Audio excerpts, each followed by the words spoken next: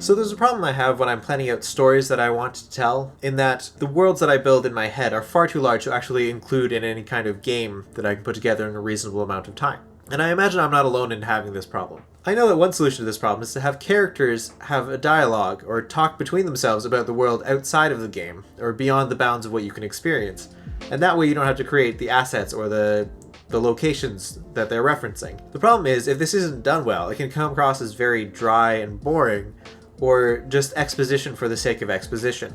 But if you want a game to use it as an example of how to do it very well, I think you should check out the game Haven.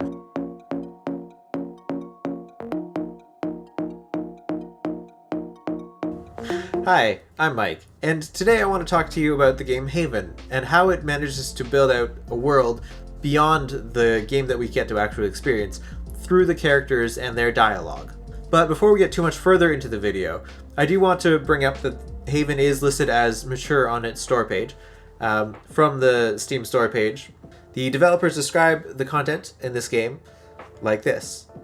The game may contain content not appropriate for all ages, accurate, or may not be appropriate for viewing at work, some nudity, or sexual content. Yep, this is a game about two lovers who have run away to be together, so it is a topic that does come up. There's nothing graphic, but there's a fair amount of implied and general mature content. Yeah, that last one for sure. There's some themes and questions raised throughout the story, questions of love and freedom, and kind of what their worth is. I also want to mention that I think the game is a great depiction of a healthy, mature, and loving relationship between the two main characters, and that the entire thing is voice acted.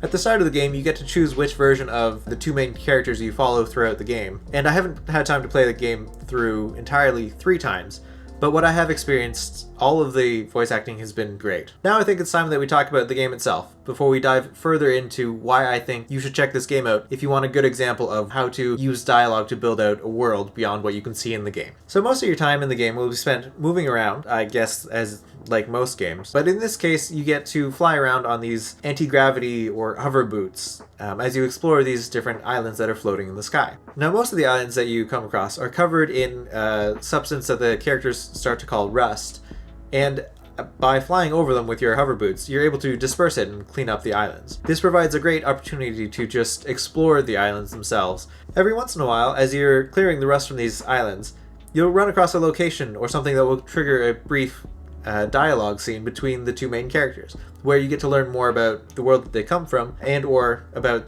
the characters themselves. There's also a little sprinkling of combat as you're exploring these islands. One of the things that I do appreciate about this game is that as a whole, it has a very cozy and relaxed atmosphere, and this is exemplified in the combat, where when you're trying to defend yourself against these creatures, you're not actually trying to kill them for anything. What you're trying to do is you're trying to subdue them so you have a chance to, I believe the game uses the term pacify, but basically it's to clear the rust from them. The rust is the thing that's causing them to become aggressive, and once you clear that off of them and clean them up, they go back to being very docile. The last mechanic in the game is the conversation system. Most of the time, when you're having a conversation between these two characters, you'll have at least one opportunity to choose a response from one of them, and occasionally the response that you choose will increase the confidence level of that character. Now, this confidence level isn't something that you can track in-game, and it's not something that really has a huge impact on the ending of the game either. It may not have any impact at all, actually. Most of the story is told in these dialogue moments between Kay and you, but not all of these dialogue vignettes are related directly to the story.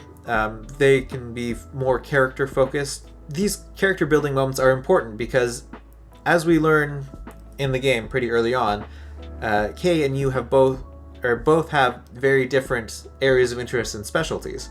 You is very much more mechanically minded and great at building things and repairing things, whereas Kay is a geologist. I'm a biologist. Sorry, biologist. And because we have this established very strongly and early on, we know that when there's something to do with the biology of the planet, that you can ask Kay about that, and it makes sense in character, and it also provides a window for us as the audience into the wider world without it feeling pandering or exposition-y. Exposition-y is a word, right? There's a great example pretty early in the game. So these are very minor spoilers for what we're going to be talking about here. Yu is lamenting on how unlucky they have been, and Kay just starts laughing and goes through in detail all of the things that have happened to them prior to when we first met them in the game to show just how lucky or how skilled they were. And this is a great way of telling us what happened before the game started in a way that feels natural and pertinent to the situation that they're in. Now, in the interest of not really spoiling things any further, I'll leave off talking about the game here, but this is definitely one that I think you'd want to check out if you are looking for an example of how to expose the wider world of your game through dialogue. So to sum up the things that I've learned that I've taken away from this game. One, having strong characterization is important. Having characters being equally intelligent but having expertise in different areas allows you to answer a whole wide array of questions that the player may have about the world that they're in. 2, having more frequent but shorter conversations is better than having fewer but longer conversations, because it allows you to, you'll be able to get to what you want the more conversations that you have, and allows you to do it in a more natural feeling way. So it doesn't feel like you're delivering a ton of exposition. So if you played this game, let me know what you thought about it. If you learned something or enjoyed this video, hitting the like button is a great way to help get it out to a wider audience. I recently talked about another game that I had a lot of fun running around in over here. And that's it for me for now. Thank you so much for watching. Take care of yourselves and good luck with your games. I'll catch you next time.